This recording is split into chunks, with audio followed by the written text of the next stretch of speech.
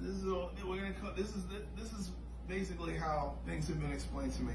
So right here you have MSNBC, CNN, ABC. This one's going to be Fox. We're just going to put that guy on the side. It says highlighter, not Hitler. Calm down, everybody. And here you have Black Lives Matter. So who owns Black Lives Matter? Who invests in Black Lives Matter? Well, the Clinton Foundation. Who else? George Soros.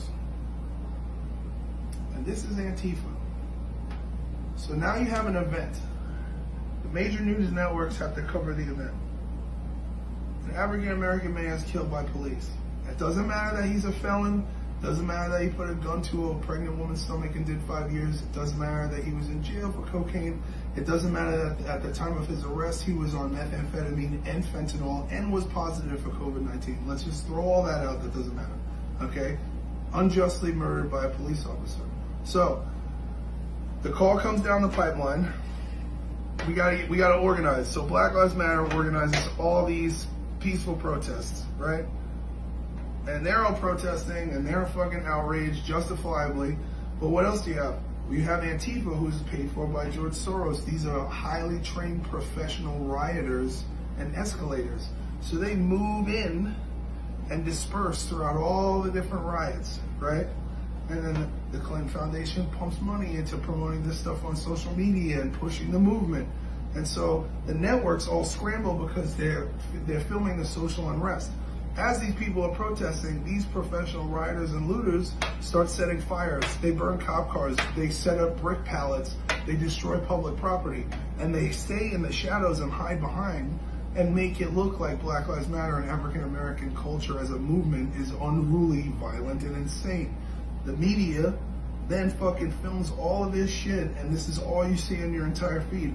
But George Soros and Ted Turner and fucking Turner Broadcasting and the Rockefellers and the fucking list goes on, the Rothschilds, they own most of these media companies.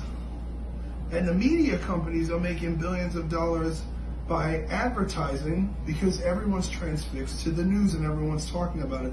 So what happens is that the same people who instigate the event and organize the protest and escalate the protest make money off the African American community's outrage and further deplete the morality of the United States. Additionally, while all this is going on, Hillary Clinton and her buddies are all on trial. And they don't want this shit on the news.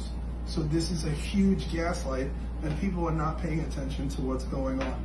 Now, why would they want to do all this? Because they're afraid, first of all, that she doesn't get her appeal and she has to testify. She might be found guilty in a court and then be found guilty of treason, which would mean she would either get jail time or she'd be sentenced to death for being a traitor to America. The DNC is not going to be looked in a very good light in an upcoming election if that's the case.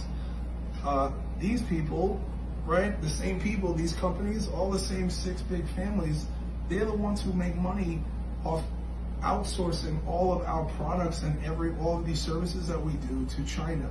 Okay, Donald Trump puts tariffs on everything that comes in from China so that they have to pay a tax to America so that we can rebuild our economy, which takes money away from these families. They desperately don't want Donald Trump to stay in office because they don't want people from the DNC to be prosecuted and go to jail for treason, and they don't want to fucking pay the tariffs to China, and they don't want to build the American democracy because they're sick.